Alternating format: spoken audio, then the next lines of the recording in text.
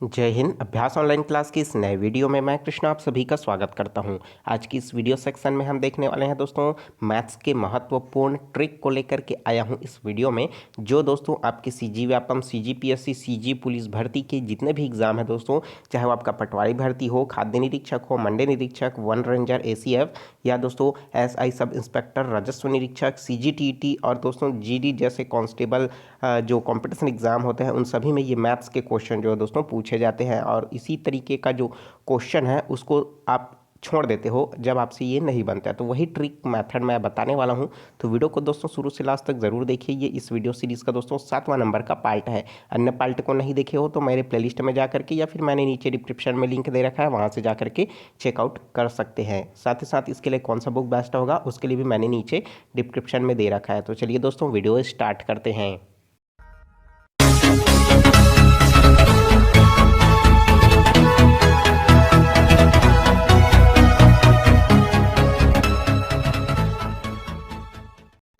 तो दोस्तों यह क्वेश्चन बहुत ही इंपॉर्टेंट है और यह जो है खाद्य निरीक्षक का जो एग्ज़ाम है 2011 में जो हुआ था उसमें दोस्तों यह प्रश्न जो है पूछा जा चुका है सीजी व्यापम की ओर से, और बहुत सारे एग्जाम में भी पूछा जा चुका है। तो आप एक बार कंफर्म नहीं हो रहा है तो आप एक बार मिला करके जरूर देख लीजिए, ठीक है।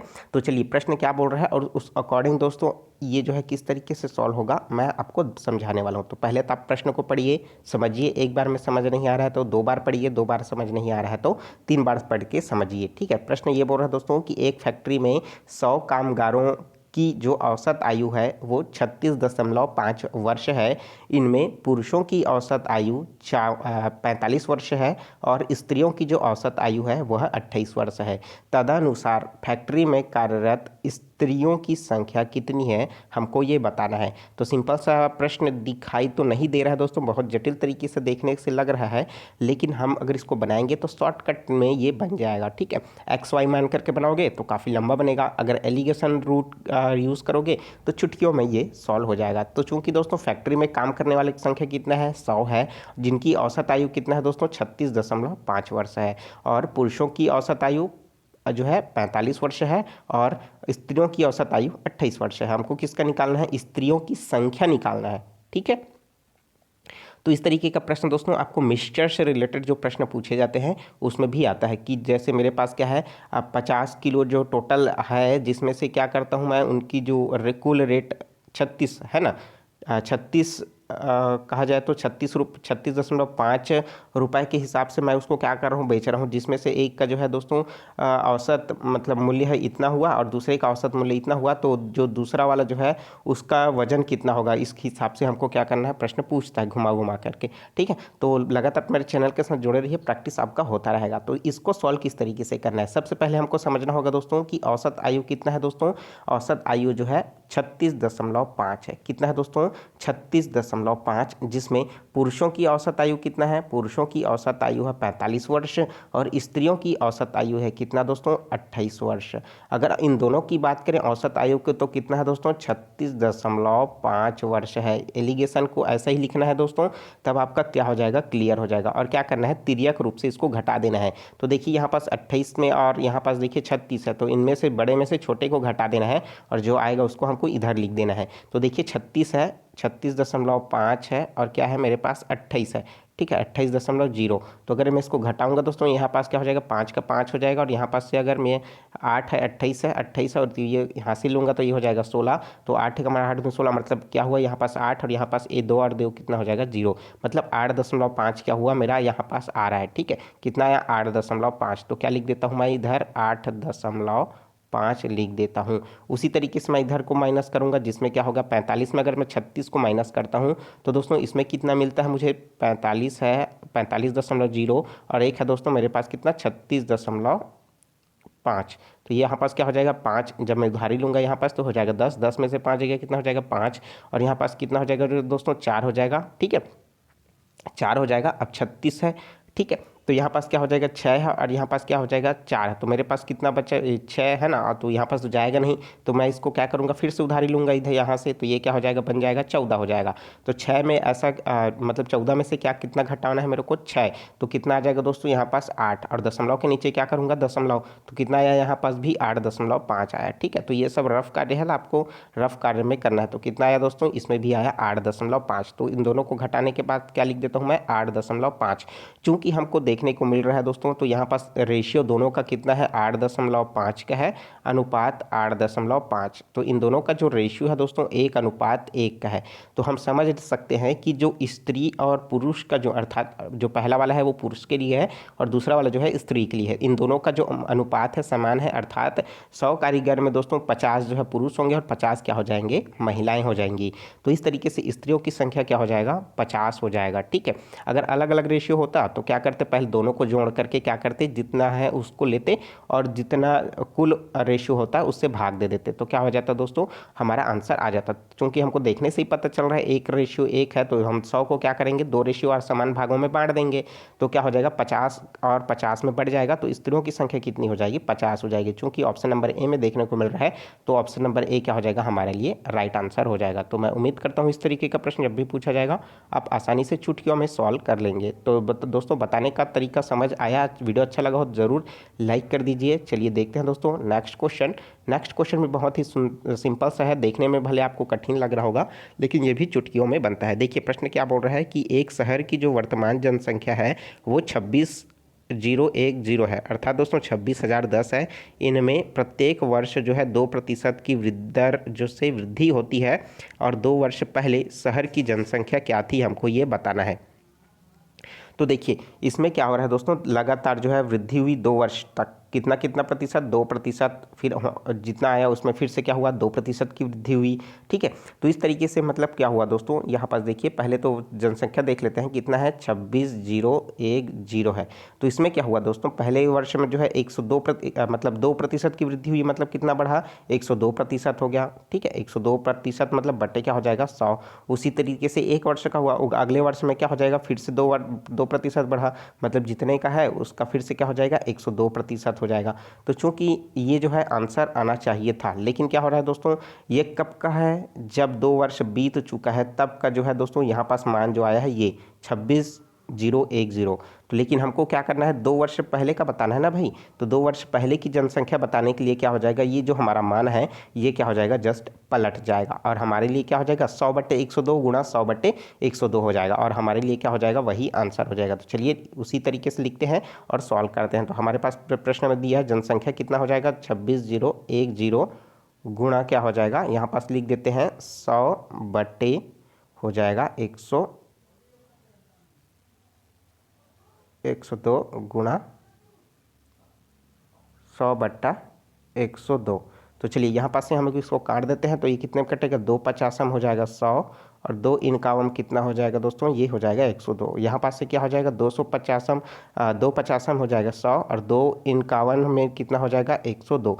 और चूंकि हम लोग क्या करेंगे अगर 51 और 51 को दोनों को मल्टीप्लाई करेंगे तो दोस्तों ये कितना आता है 2601 कितना आता है 2601 आता है। चूंकि 2601 हमको यहाँ पास देखने को मिल रहा है और साथ ही साथ क्या है उसमें दोस्तों उसमें 0 है, तो अर्थात क्या हो जाएगा ये पूरी तरीके से 10 बार में कट जाएगा। ठीक है, कितने बार में कटेगा 10 बार में कटेगा, तो यहाँ पास क्या हो जाएगा 10 आ जाएगा।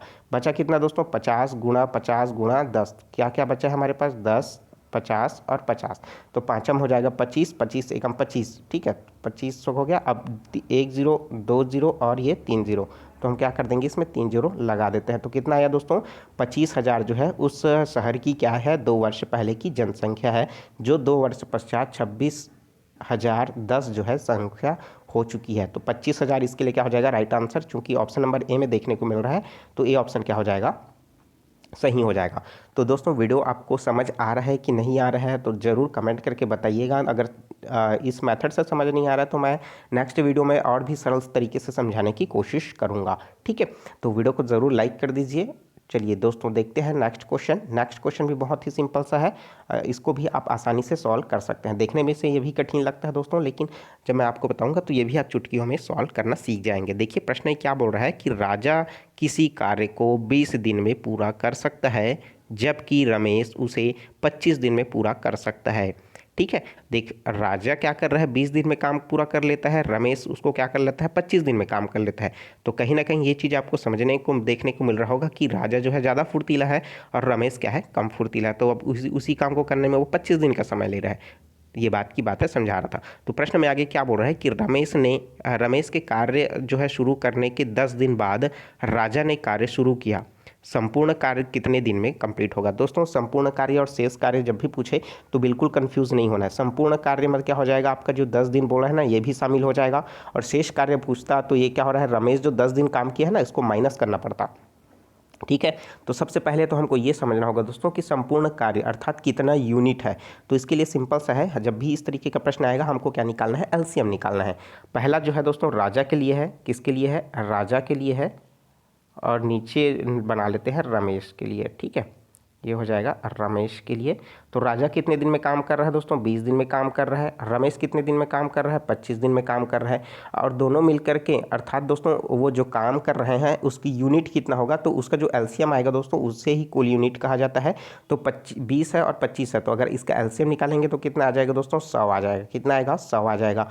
अब देखिए कुल यूनिट जो काम है दोस्तों वो कितना है, 100 है। अगर राजा जो है वो क्या करता है, 20 दिन में वो काम को कंप्लीट कर लेता है। ठीक है, अर्थात 100 यूनिट को वो 20 दिन में काम करता है। तो एक दिन में कितना यूनिट काम करेगा, तो क्या करेंगे दोस्तों, 100 को 20 से डिवाइड कर देंगे तो 20 पंचे 100। एक दिन में कितना यूनिट काम कर रहा है, वो 5 यूनिट काम कर रहा है। ठीक है, और उसी तरीके से रमेश कितना यूनिट काम करेगा दोस्तों, तो एक दिन में 25 चौके 100, एक दिन में कितना यूनिट काम करेगा, 4 यूनिट काम करेगा। अब देखिए आगे क्या बोल रहा है, रमेश के कार्य शुरू करने के 10 दिन बाद अर्थात रमेश एक दिन में कितना यूनिट काम कर रहा है, 4 यूनिट काम कर रहा है। और कितना दिन काम कर लिया है, वो 10 दिन काम कर लिया है। उसके बाद राजा आ रहा है काम करने के लिए, अर्थात रमेश पहले से ही काम स्टार्ट कर दिया है, 10 दिन तक काम किया, अर्थात कुल कितना यूनिट काम कर चुका है, वो 10 चौके कितना हो जाएगा दोस्तों, 40 यूनिट काम कर चुका है। कितने में से, 100 यूनिट में से। 100 यूनिट कुल काम था, 100 यूनिट में से 10 का यूनिट जो काम है रमेश तो पहले से ही कर लिया है। ठीक है, तो 100 यूनिट में से 40 यूनिट पहले से काम कर लिया है। तो कुल कितना यूनिट बचा है दोस्तों, 60 यूनिट बचा है। अब 60 यूनिट है उसको राजा और रमेश दोनों मिल करके करेंगे, है ना। तो एक दिन में दोस्तों अगर दोनों मिल करके काम करते हैं तो कितना यूनिट काम होगा, 5 और 4 कितना हो जाएगा, 9। तो 9 यूनिट काम है, मतलब एक दिन में कर लेते हैं। और बचा कितना यूनिट काम है, 60 यूनिट काम है। तो हम क्या करेंगे, इसको 9 से डिवाइड कर देंगे तो हमको क्या हो जाएगा, कुल दिनों की संख्या निकल जाएगी जब दोनों मिलकर के काम कर रहे हो।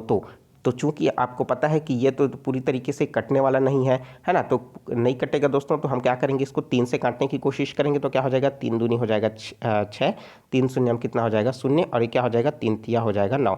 तो आया कितना दोस्तों, 20/3 आया। ठीक है, तो चूंकि 10 दिन ये पहले से भी काम कर चुका है और साथ ही साथ क्या है 20 और 3, 20 बट्टा क्या हो जाएगा 3। अगर 20/3 को अगर मैं और सरल रूप में लिखना चाहूँ तो क्या कर सकता हूँ दोस्तों, यहाँ पास देखिए 3 से अगर मैं इसको डिवाइड करता हूँ किसको, 20 को, तो क्या हो जाएगा, मिश्र भिन्न में परिवर्तित करेंगे तो 3 तिया 9, 3 चौक 12, 3 पंचे 15, 3 छः का 18, 3 सत्ते 21, कितना हो जाएगा, 3 पंचे 15, 3 छः का 6 बार में जा रहा है 18, और 19 20 2 बचा तो क्या हो जाएगा 6 सही 2 बट्टा क्या हो जाएगा 3। और चूंकि 10 दिन पहले से कौन काम कर लिया है, रमेश पहले से ही काम कर लिया है, तो 10 को और जोड़ देंगे तो क्या हो जाएगा दोस्तों 6 दिन, है ना। और ये 2 सही 3 बट्टे जो दिन है वो, और 10 दिन का पहले का, तो कितना आया दोस्तों 10 और 6 कितना हो गया 16 हो जाएगा। ठीक है, 16 हो गया। और 2 सही 16 सही 2/3 क्या हो जाएगा, दिन में वो जो पूरा काम है वो कंप्लीट हो जाएगा। तो इस तरीके से दोस्तों ये क्वेश्चन सॉल्व हो जाएगा। चुटकियों में लगेगा दोस्तों, सॉल्व करने में थोड़ा सा आपको पेचीदा लग सकता है, मैं समझा रहा था इसलिए। तो दोस्तों जब आप बार बार प्रैक्टिस करेंगे तो आपसे ये आसानी से सॉल्व हो जाएगा। तो चूंकि दोस्तों इसमें प्रश्न ये भी पूछता है कि जो मतलब अलग अलग दिन काम किए हैं, दोनों की योग्यता अलग अलग है, अलग अलग समय में काम किए हैं, तो कुल धनराशि दे दिया जाएगा, उसको बांटने के लिए बोल दिया जाता है इसमें। ठीक है, तो भाई जितना यूनिट काम किया है उस हिसाब से आप क्या करना पड़ेगा, आपको बांटना होगा। ठीक है, तो यहाँ पास दोस्तों 16 दिन और 2/3 दिन में क्या हो जाएगा, ये काम जो है कंप्लीट हो रहा है। तो चूंकि 16 सही 2/3 हमको कौन सा ऑप्शन में देखने को मिल रहा है, तो 16 सही 2/3 ऑप्शन नंबर बी में देखने को मिल रहा है। तो ऑप्शन नंबर बी क्या हो जाएगा, सही हो जाएगा। तो मैं उम्मीद करता हूँ इस तरीके के प्रश्न जब भी पूछा जाएगा आप आसानी से ज़रूर सॉल्व कर लेंगे। ठीक है दोस्तों, तो काफ़ी कठिन कठिन क्वेश्चन हो गया, तो हम चलिए थोड़ा सा सिंपल सा प्रश्न वाला देखते हैं जिसको आप भी आसानी से सॉल्व कर सकते हैं। हालांकि ऐसा प्रश्न बहुत कम पूछता है, इससे कठिन सवाल पूछता है, लेकिन सिंपल सा क्वेश्चन है तो आप भी ज़रूर आंसर बताने की कोशिश कीजिए। ठीक है, देखते हैं प्रश्न क्या बोल रहा है कि एक वस्तु जो है 20% के लाभ पर रुपये 300 में बेची गई, यदि वह रुपये 235 रुपये में बेची जाती तो हानि कितना प्रतिशत होता। तो देखिए प्रश्न जो है दोस्तों बहुत ही सिंपल सा है। 20% लाभ हमें 300 रुपये में बेच रहा है, अर्थात दोस्तों वो क्या हो रहा है 300 रुपये में क्या किया है वो बेचा, तो उसको कितना लाभ हुआ 20% का लाभ हुआ। 20% का लाभ हुआ अर्थात मतलब वो उसको कितने में बेचा होगा 120% में बेचा है। और उसी तरीके से क्या हो रहा है दोस्तों 235 में बेची जाती है, अगर वो कितने में बेच रहा है 235 रुपये में अगर वो बेचता है तो उसको कितने प्रतिशत का जो है हानि होगा। ठीक है, तो कितने प्रतिशत का हानि होगा इसको निकालने के लिए दोस्तों सिंपल सा है, आप क्या करोगे 120 है, 120 गुणा 235 बटे क्या करोगे 300 कर दोगे तो आपका आंसर आ जाएगा। ठीक है, सिंपल सा है दोस्तों। यहाँ पास से क्या हो जाएगा 1 0 कट गया, यहाँ से 1 0 कट गया। अब ये क्या हो जाएगा दोस्तों कितना से कट रहा है 3 से। ठीक है, 3 एकम 3 और 3 शून्य हो जाएगा 0, 3 3 9, 3 चौक हो जाएगा 12 हो जाएगा। और ये दो कितने से कट रहा है 2 से, तो 2 पंचे हो जाएगा 10 और ये हो जाएगा 2 दूनी 4 और ये 235 और ये 5 कट रहा है, कितने से कट रहा है दोस्तों 2 है ना 5 से कट रहा है, 5 एकम 5, 5 दूनी 10, 5 से 15, 5 चौक हो जाएगा 20। कितने बार में कटा 4 बार में, बचा कितना 3 बचा है ना, 5 सत्ते कितना हो जाएगा 35। और दोस्तों ऊपर का क्या बचा है 2 और ये 47। तो दोस्तों कितना आया यहाँ पास 47 और दूनी है ना, मतलब गुणा करना है तो 7 दूनी कितना हो जाएगा 14, 14 का क्या हो जाएगा 4, हासिल आया 1, 4 एकम 4, 4 दूनी 8 और एक कितना हो जाएगा 9। तो कितना परसेंट आया दोस्तों 94% जो है इसमें आ रहा है जब उस वस्तु को क्या करता है 235 रुपये में बेचता है। तो चूंकि दोस्तों उसका जो है खरीदी मूल्य कितना होगा 100% रहा होगा ना, चूंकि क्रय मूल्य उसका कितना होगा 100% होगा, तो 100% में अगर वो खरीदा है और 95% में वो बेच रहा है तो उसको डेफिनेटली उसको क्या होगा हानि होगा। तो कितने प्रतिशत का हानि हुआ दोस्तों 6% का हानि हुआ, क्योंकि 100 और 94 के बीच कितने प्रतिशत का अंतर देखने को मिल रहा है 6% का अंतर देखने को मिल रहा है। तो 6 क्या हो जाएगा इसके लिए राइट आंसर हो जाएगा। तो मैं उम्मीद करता हूँ इस तरीके का प्रश्न जब भी पूछा जाएगा आप आसानी से ज़रूर सॉल्व कर लेंगे। ठीक है, तो वीडियो कैसा लगा दोस्तों कमेंट करके ज़रूर बताइएगा। और दोस्तों सीजी का जो है लगातार MCQ अब आपके लिए लाने वाला हूँ, तो चैनल के साथ जुड़े रहिए। जो स्टूडेंट नए हैं चैनल को जरूर सब्सक्राइब करके नोटिफिकेशन बेल आता है जरूर ऑन कर लीजिएगा। और कौन सा बुक बेस्ट होगा मैंने नीचे डिस्क्रिप्शन में लिंक दे रखा है, वहाँ से ज़रूर आप चेकआउट कर लीजिए। बहुत ही अच्छे जो है वीडियोस मैं लाने वाला हूँ, तो बिल्कुल दोस्तों चैनल के साथ बने रहिए, क्योंकि वैकेंसीज भी आने वाली है, प्रिपरेशन भी आपको अच्छे से करना है, कंपटीशन भी बहुत ज़्यादा रहेगा और पोस्ट भी कम रहेंगे। ठीक है, तो इस चीज़ को आप समझिए, सभी चीज़ को देखते हुए जो है दोस्तों अपनी तैयारी जो है लगन से करिए, ईमानदारी से करिए। चलिए मिलते हैं नए वीडियो में नए जानकारी के साथ, तो मुझे दीजिए इजाज़त। Take care, all the best, जय हिंद।